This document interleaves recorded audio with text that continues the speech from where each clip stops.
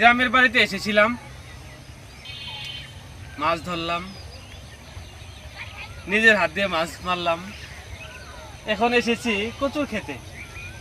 এই কচুর খেতে এসে মনে পড়ে গেল যে একটা কচু নিয়ে একটা ভিডিও তৈরি করি। প্রিয় ভাই বোন, আমাদের এই বর্তমানে যে কচুটা আপনাদের সামনে দেখাচ্ছি, যে খেতে আমি বর্তমানে হাজির হয়ে আপনাদের সামনে কথা বলছি, এই কচু কিন্তু অনন্য উপকারিতা সম্পন্ন।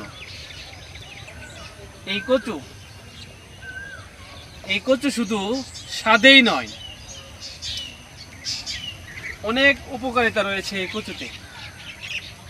আয়রন রয়েছে, অ্যান্টিঅক্সিডেন্ট রয়েছে, ফাইবার রয়েছে, যাহা রক্ত শূন্যতা পূরণে সাহায্য করে, হজম শক্তি বৃদ্ধি করে, আমাদের আয়রন ঘাটতিজনিত যে কার্যক্রমগুলো আছে সেগুলো পূরণ করে দেয়। সত্যিকারী অর্থেই আমাদের এই কচু বিভিন্ন ধরনের ফসল, এই 3 ধরনের ফসল এখান থেকেই হয়। কি হয়? এই কচু ক্ষেতের ডাঁটা সহ এই পাতা আমরা ব্যবহার করে থাকি, যেটা অনেক অনেক উপকারী।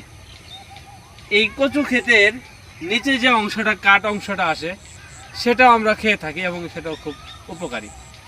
এবং আরেকটা বিষয়, এখন এই ক্ষেতে এখন দেখাতে পারছি না, এই কচু ক্ষেতে একটা তৈরি হয়। এই কচু খেতে আরো খুব প্রয়োজনীয় একটা সবজি, যেটা আমরা সচরাচর খেয়ে থাকি, বাজার থেকে কিনে থাকি। এই কচুর লতি তৈরি হয়। যে কচুর লতি কি পরিমাণ উপকার আসলে আমরা জানি অনেকেই। তো এই ফসল থেকে আমরা 3 ধরনের সবজি পেয়ে থাকি। কচুর কাঠ, কচুর পাতা দিয়ে কচু ভর্তা খুবই উপকারী, চোখের জ্যোতির উপকার করে, এবং কচুর লতিও অনেক উপকারী। খুব উপকারী 3টি সবজি হিসেবে ব্যবহার করে থাকি আমরা সবসময়।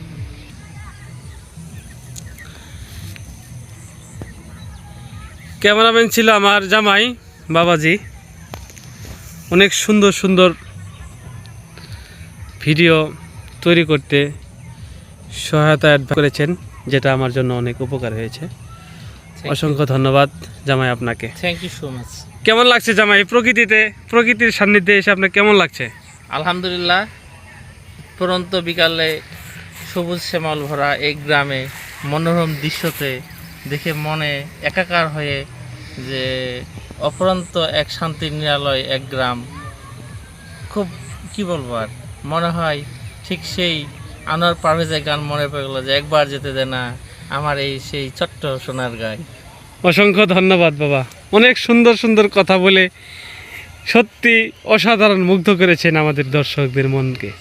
ধন্যবাদ আপনাকে, অনেক সুন্দর সুন্দর কথা আমাদের ভিডিওতে উপহার দেওয়ার জন্য ধন্যবাদ।